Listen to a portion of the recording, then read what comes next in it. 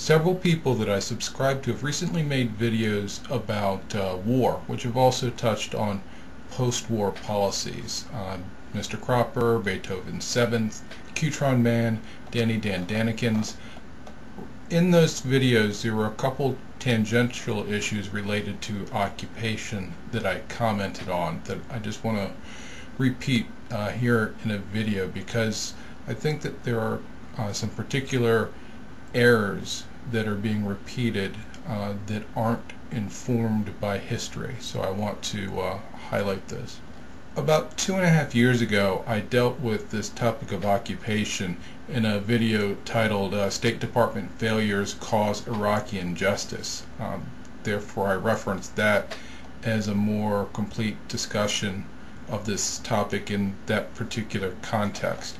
Today, I really want to touch on 3 points. First, I want to deal with this idea that after we were to conquer somebody, all we need to do is photocopy our Constitution, hand it to them, and tell them that that's how they should govern themselves. If you look at history in Louisiana, after we purchased it from France, and it had been under the administration of Spain, that is not the tactic that Jefferson took. One of the things that Jefferson recognized was that the residents of Louisiana, having been governed by despotism, were not fit, they were not prepared to live under Republican rule, that it was necessary for a period of transition to develop the virtues necessary to sustain that form of government. Therefore, I would suggest that within our own history, we have instances of developing Republican government via transitions that we need to pay attention to. Also, John Adams, who is the architect of all American constitutions, while he served as a diplomat in Europe, dealt with the issue of recommending how European countries that were then in a tumult of change and possible change to Republican-style governments could implement those through constitutions.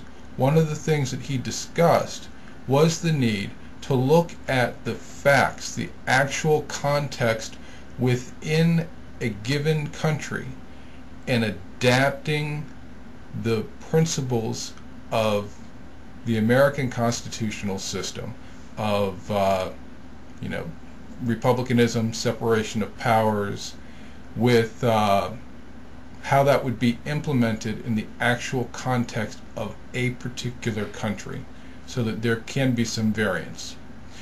And thirdly, one of the key errors that the State Department has made in terms of Iraq and Afghanistan, and I would even go so far as to say an error that was made in Japan and Germany as well, is that they gave them parliamentary style government. Second, it's a mistake to think that we need to go in and simply replace the regime when we take over a tyrannical country. There's a reason why that country was ruled by a tyrant. It wasn't that some exceptional individual who happened to be a homicidal maniac took over a country. There is something defective and wrong about that country that allowed that person to take over.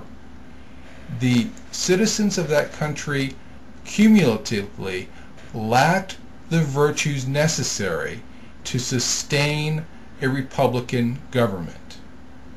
Therefore, when we take over a country like that, it is critical that we do not leave it intact as one unit. It's unsustainable. Territorial partition is necessary to break it into smaller, more sustainable parts. When we occupied Germany, Germany was partitioned. Japan was partitioned. We should have done the same thing in Afghanistan and Iraq. Why is partition necessary? It's an issue of scalability. The level of virtues that the people have limit how large of a government, the expanse of territory that it can cover, and still at the same time be focused on the protection of individual rights. For a discussion of this topic, I refer, of course, to Madison and the Federalist Papers. Finally, the third point I want to talk about is the idea that in the occupation, that one of the key things to do is to exclude all members from the previous regime of a one-party state from power. I think that this is a critical mistake. In Iraq, the de-Baathification process caused a complete interruption of this country's system of justice.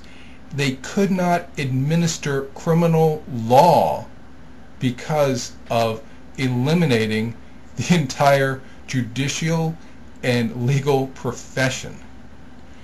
Now, if we look at the post-World War II cases, which are often used as an example, Japan had basically two sets of occupation policies.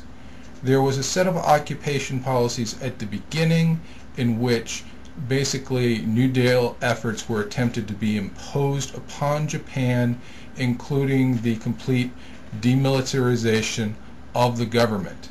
The consequence of that was that Japan almost failed, and it was too weak to sustain itself. However, that was part of the objective of the policy. However, the facts of reality intervened.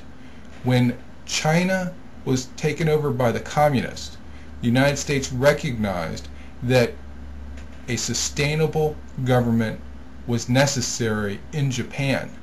A reverse course policy was put into effect, and as part of that, a lot of lower level people from the previous one-party system were brought back into the government in order to prevent a communist takeover of Japan.